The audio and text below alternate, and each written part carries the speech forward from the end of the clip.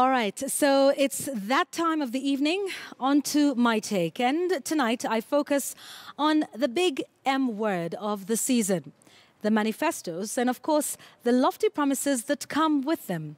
Don't get me wrong, of course the campaigns have been going on in this country since 2013 and even before that. And yes, the parties have been making promises, lots of them.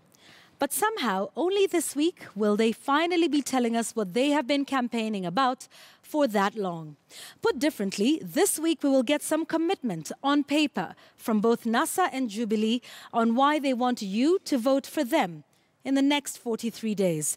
There would perhaps be nothing to talk about if manifestos meant in Kenya exactly what they mean elsewhere.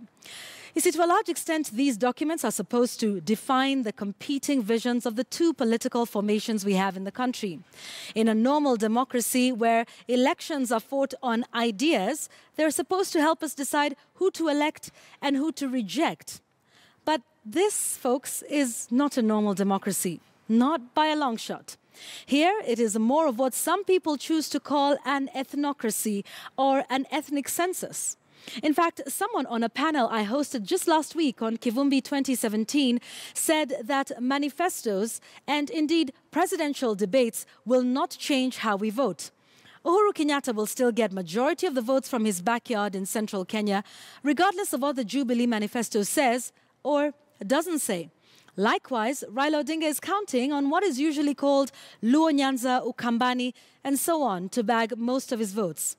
So does this mean that Uhuru's manifesto is suitable to the people of Central and hostile to those elsewhere? Or does it mean the NASA manifesto will be specifically friendlier to the people of Siaya, for instance, than, say, the people of Nyeri? I doubt it very much. Indeed, if manifestos were so important to Kenyans, should we not be talking about the Jubilee scorecard right now, rather than a new manifesto?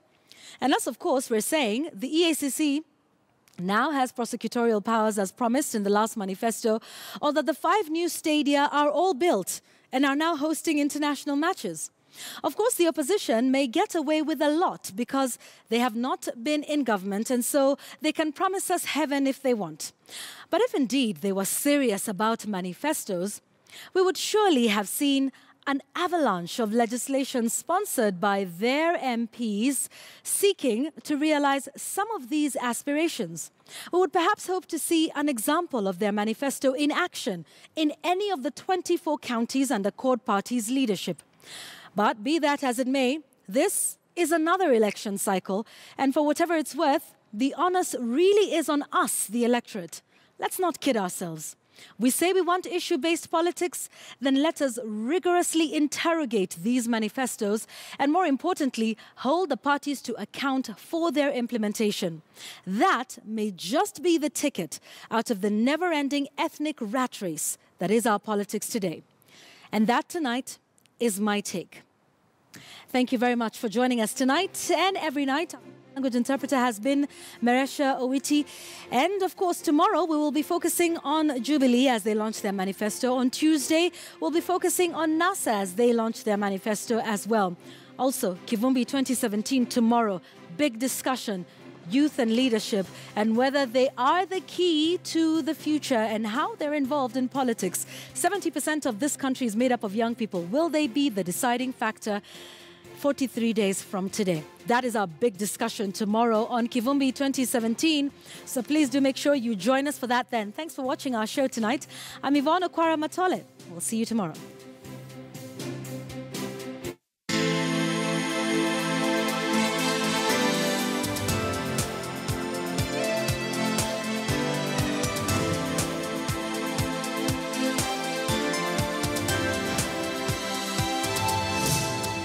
KTN News. Get the whole story.